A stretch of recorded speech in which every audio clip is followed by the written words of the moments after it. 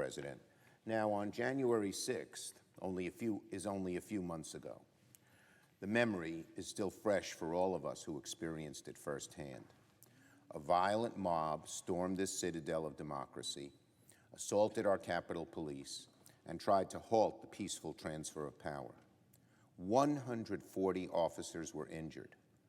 5 people would eventually lose their lives in connection to the attack.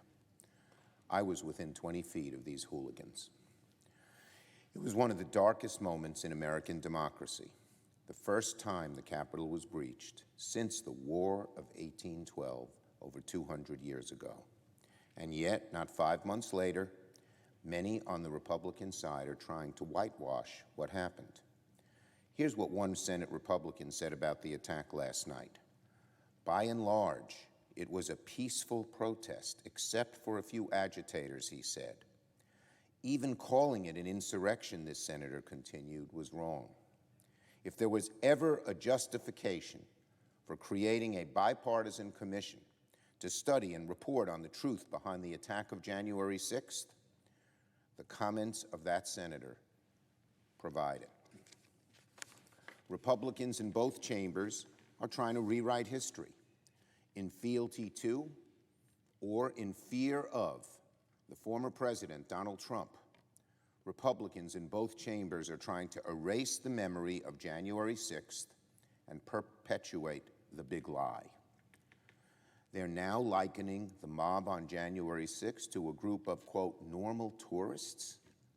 Anyone who's seen the pictures of them breaking through the Capitol barriers knows that these weren't normal tourists. They're calling the mob, not the police, the victims of the attack. We have dead and injured police officers, and they are calling the mob the victims? Only a week ago, the House Republicans fired Congresswoman Cheney for the crime of merely repeating the truth about the election. It certainly wasn't about policy. Congresswoman Cheney voted with President Trump far more than the member who replaced her. She was fired because she stood up to the big lie. It was a Thomas More moment here in 2020. And all of the shameful comments by Republicans reveal that a bipartisan commission is even more necessary than it once was. We always needed to look into it. But the fact that there is such denial, there is such lying, there is such obeisance to Donald Trump's big lie and to his fundamentally dishonest personality makes the need for the truth, for a commission, greater than it ever has been. For the sake of our democracy, it's crucial to end the poison of the big lie, to establish an independent and trusted record of what transpired, and to make sure an event like January 6th never, never happens again. Yesterday, the House of Representatives passed legislation establishing just such a commission with a strong bipartisan vote. 35 Republicans joined Democrats in approving the measure, defying their leadership, who turned tail at the 11th hour in an act of utter spinelessness. Last night, and now, just now, I began the Rule 14 process that would make this legislation available for consideration on the floor of the Senate. I just moved to place the legislation for a commission on the floor under Rule 14. And it is my intention to bring the bipartisan legislation for the January 6th Commission up for a vote. My Senate Republican colleagues must now ask themselves, are they going to join us in pursuing the truth, or are they going to cover for Donald Trump and his big lie? I understand the Republican leader has decided to oppose the bill. The Republican leader, who called the January 6th attack a disgrace, who said he believed there was no question Donald Trump was morally responsible for the attacks, now finds this whole endeavor unnecessary. Of course, that wasn't always the case. In the aftermath of the Capitol attack, the Republican leader, Senator McConnell, said we needed a serious and thorough review of the attacks. But very quickly, The goalposts started to move. A few weeks after the attack, Republicans started complaining that Democratic proposals for establishing a commission were too partisan. When Democrats accepted all the changes requested by House Republicans, the Senate Republican leader said that his conference was undecided but willing to listen. But now, once again, the goalposts have shifted. Now the Republican leader believes we don't need a bipartisan commission at all. Let me be very clear to my Republican colleagues. There is no good justification for opposing the commission. The commission is not partisan.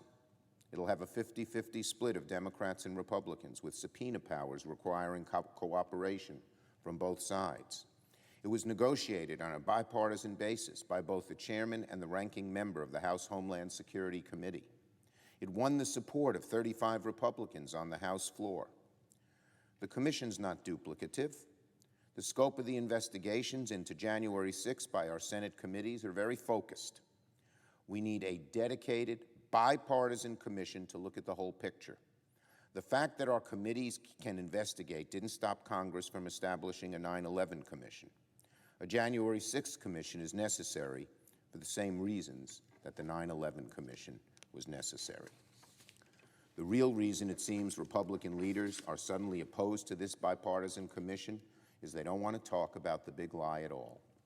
They don't even want to investigate how former President Trump instigated an attack on our democracy because he was angry about losing the 2020 election and lied to the American people about the results. Even now, 5 months to the day after he left office, the Republican Party is still so terrified of Donald Trump that they are apparently willing to abandon the truth and the safety of our democracy on into the future. Maybe, despite the opposition of the Republican leader, the unfortunate and sad opposition of the Republican leader, enough of my Republican colleagues will step up and join with Democrats to establish the commission. They will get a chance to do so very soon.